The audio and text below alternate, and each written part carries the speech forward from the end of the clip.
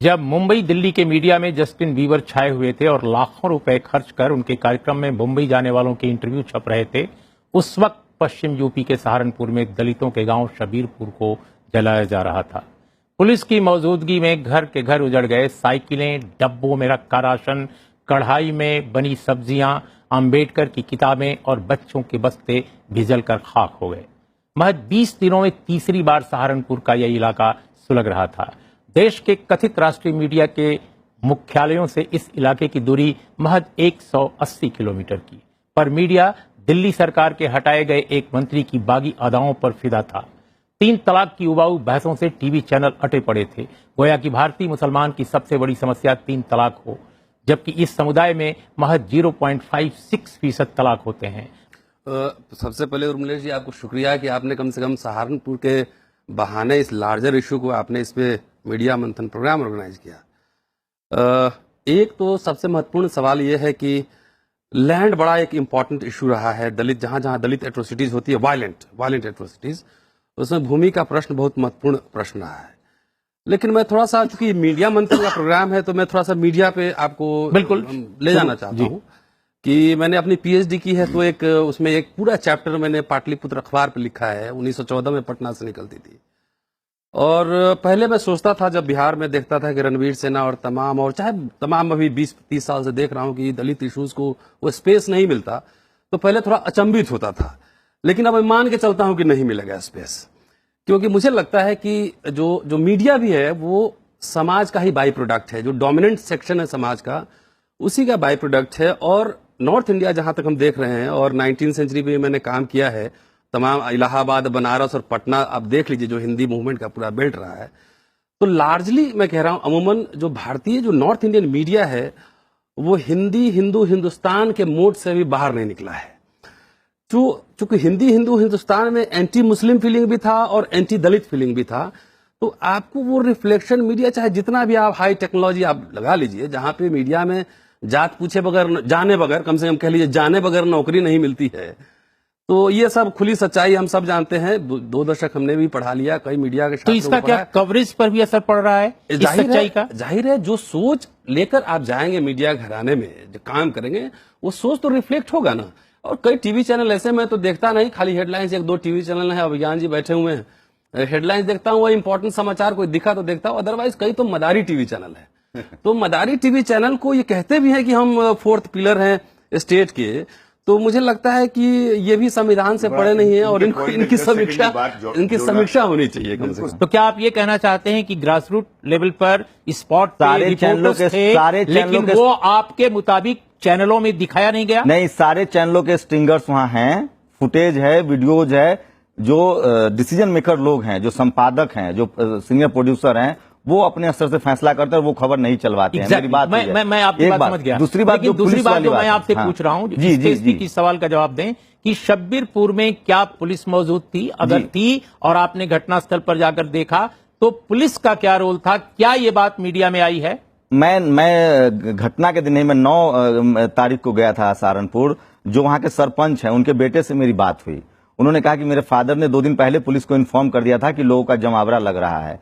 जब मैं वहां गया, जो विक्टिम थी, महिलाएं थी, मैंने उनसे बात की, तो उन्होंने कहा कि आगे पुलिस वाले थे, पीछे पुलिस वाले थे जी। 5 दिन, सुबह 10 बजे भीड़ आती है और वो शाम 5 बजे तक लगातार, क्योंकि 50 से 60 घरों में 10 मिनट 1 घंटा के अंदर हमला नहीं हो सकता है। एक महिलाओं को घर से खींच कर नहीं मारा जा सकता है, उसके लिए टाइम चाहिए। एक पुलिस वाला जिससे मैं बात करने की कोशिश कर रहा था, उसने मुझसे तमाम अपनी नौकरी की और सारे हवाले दिए। उसने कहा कि भाई साहब, बताना तो बहुत कुछ चाहता हूं, लेकिन बता नहीं सकता, क्योंकि मेरी नौकरी है, मेरी मजबूरी है। और ये सच्चाई है जो मुझे विक्टिम्स ने बताया, जो वहां के इंजर्ड लोग हैं उन्होंने बताया। मैंने अपनी आंखों से तो नहीं देखा, लेकिन जो विक्टिम्स ने बताया उसके अनुसार आगे भी पुलिस वाले थे, पीछे वाले थे, और पेट्रोल बम बोलते हैं उसको, वो लिए हुए थे, तलवार था, और मतलब लोग फायरिंग कर रहे थे, गोलीबारी हुई। रतनलाल, मैं ये जो भी ब्यौरा ये दे रहे हैं, उससे आपको क्या लगता है एक समाजशास्त्री हिस्टोरियन के रूप में, क्या इसके पीछे कोई राजनीतिक कोण भी है? कोई पॉलिटिकल एंगल है क्या? क्योंकि चुनाव तो खत्म हो गए, शायद नगर निगम वगैरह के चुनाव, स्थानीय निकाय के चुनाव आने वाले हैं, लेकिन इसमें एक नया पहलू उभरता है कि जुलूस निकालना, शोभा यात्राएं निकालना महापुरुषों के नाम पर, कोई नेशनल, कोई रीजनल, कोई जातीय ध्वजवाहक इत्यादि इत्यादि। ये जो ट्रेंड है, क्या प्रशासन इनके लिए एक अख्तियार नहीं कर सकता है, एक नजरिया कि भाई हम कब निकालने दें, कब न निकालने दें, क्यों निकालने दें किसी भी बात पर शोभा यात्रा? झारखंड में हमने देखा है, जबकि रामनवमी के जुलूसों में हमेशा दंगे होते रहे हैं। तो ये जो हिस्ट्री है, क्या लोगों के सामने नहीं है? क्या आपको लगता है कि मीडिया का दबाव नहीं है, मीडिया रिपोर्ट नहीं कर रहा है इन चीजों को, इसलिए ये हालात खराब हो रहे हैं? ये जो प्रश्न है ना, ये मल्टीपल एंगल है, इसमें एक एंगल से नहीं देख सकते हैं। और जो मैंने काम किया 1914 की अखबार का मैंने हवाला दिया, पाटलिपुत्र पटना से निकलती थी, और जो मैं एक पूरा कंटिन्यूटी जो ट्रेस करने की कोशिश कर रहा हूं, ये मीडिया ऐसे ही रहा है कि उस समय भी जब अखबार आजादी की लड़ाई के पहले, आजादी के लड़ाई के दौरान का मीडिया और आज के मीडिया में कंपैरिजन रतनलाल नहीं हो सकता। आज के हाईली कैपिटलाइज्ड मीडिया में टीआरपी मैं सिर्फ ये कहना चाह रहा हूं सोशल एंगल से कि उस समय भी अगर आप अखबारों को उठाकर देखेंगे तो भूमिहार, ब्राह्मण सभा के प्रोमिनेंट आपके पूरे मिलेंगे उस पर रिपोर्टिंग्स, और दलित पिछड़ा कहीं आपको अखबार में नजर नहीं आएगा। मैं ये कह रहा हूं सर कि ये सिर्फ रिपोर्टिंग का मसला नहीं है, और इसमें कई तरह के एंगल्स हैं। और मुझे लगता है जो दलित प्रश्न है, चाहे जिस तरह से कम्युनलाइजेशन हो रहा है पूरे सोसाइटी का और कल्चर का, ये खाली पॉलिटिक्स उसका बाई प्रोडक्ट है।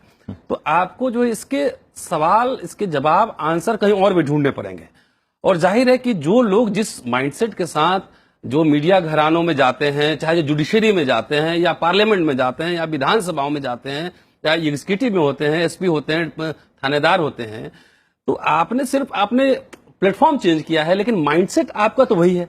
लेकिन अभिज्ञान, जो बात शंभू ने बताई कि वहां सभी चैनलों के रिपोर्टर मौजूद थे, खासकर स्ट्रिंगर, खबरें वो लगातार भेज रहे थे, लेकिन खबरें प्रसारित नहीं हो रही थी।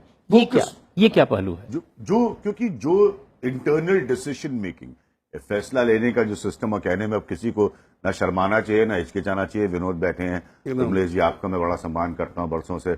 अब तो क्या ट्रेंड कर रहा है किस घंटे में ट्विटर पे, वो आपका बड़ा फोकस हो सकता है। अब नेचुरल है कि अगर विन डीजल भारत आ रहा है और जस्टिन बीबर आ रहा है, तो ट्रेंड तो वो ज्यादा कर रहा होगा। तो हो सकता है कोई महाशय उस ट्रेंड को देख के निर्णय कर रहे हैं। अब सहारनपुर जो है, जैसे पुरानी बात इन्होंने उठा दी और बड़ा अच्छा पॉइंट इन्होंने रखा है, तो अब दलित की कहानी और दलित के उत्पीड़न की कहानी तो ट्रेंड नहीं कर रही है।